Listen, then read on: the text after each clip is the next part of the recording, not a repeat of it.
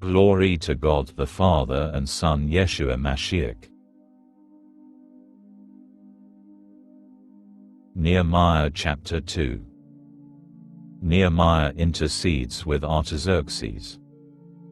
In the month of Nisan, in the 20th year of Artaxerxes the king, it happened that I took the wine and brought it to the king.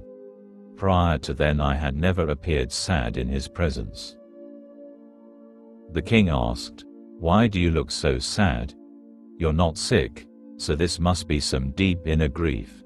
At this, I became very fearful. As I said to the king, "May the king live forever. Why shouldn't I look sad, when the city, the place where my ancestors' tombs are, lies in ruins, and its gates are completely burned up?" The king asked me, "What is it that you want?" I prayed to the God of heaven. Then said to the king, "If it pleases the king, if your servant has won your favor, send me to Yehuda, to the city of my ancestors' tombs, so that I can rebuild it." With the queen sitting next to him, the king asked me, "How long is your trip going to take? When will you return?" So it pleased the king to send me, and I gave him a time. I then said to the king, "If it pleases the king, have letters given to me for the governors of the territory beyond the Euphrates River, so that they will let me pass through until I reach Yehuda. And also a letter for Asaph the supervisor of the royal forests, so that he will give me timber to make beams for the gates of the fortress belonging to the house, for the city wall and for the house I will be occupying."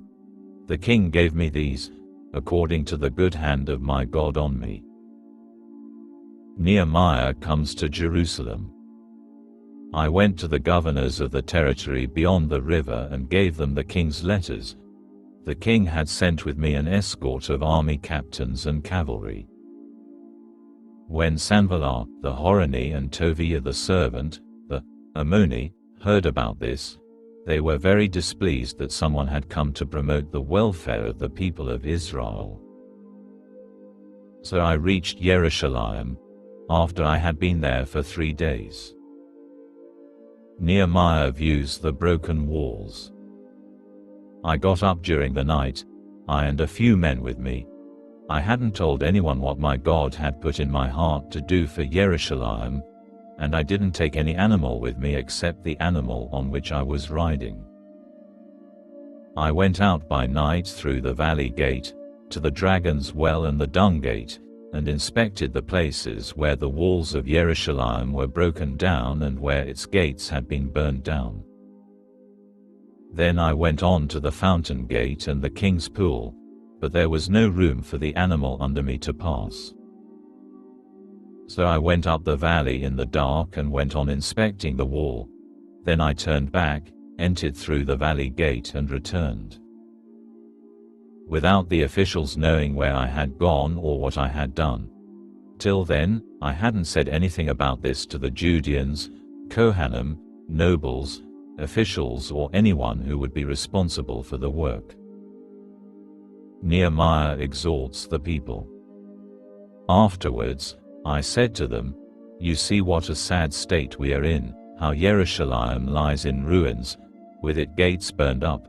Come, let's rebuild the wall of Jerusalem, so that we won't continue in disgrace." I also told them of the gracious hand of my God that had been on me, also what the king had said to me. They said, "Let's start building at once," and energetically set out to do this good work. Nehemiah answers the enemies. When Sanballat the Horonite, Tobiah the servant, the Ammoni, and Geshem the Arab heard about it, they began mocking us and jeering, "What is this you are doing? Are you going to rebel against the king?" But I answered them, "The God of heaven will enable us to succeed. Therefore we his servants will set about rebuilding. But you have no share, right or history to commemorate in Jerusalem."